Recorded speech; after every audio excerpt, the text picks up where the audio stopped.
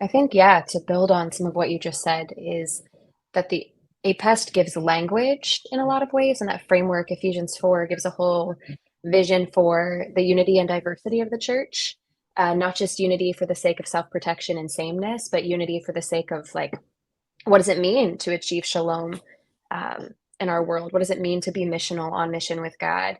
Um, in the world. I think it gives us this really powerful framework for that, and also framework for how to engage difference, which is so critical.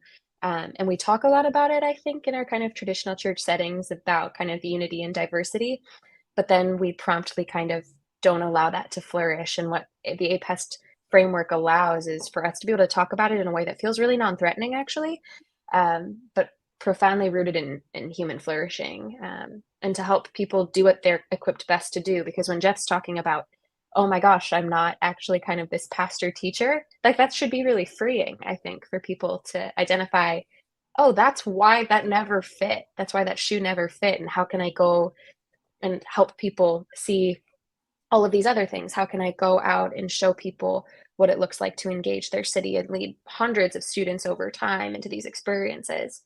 Like, what would it look like if all of our churches actually kind of worked underneath this framework? The vision is incredible.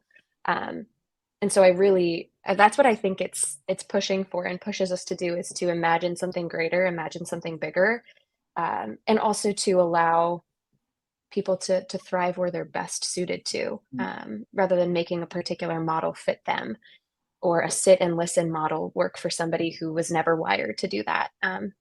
It's much more expansive. So that's what's exciting about it to me.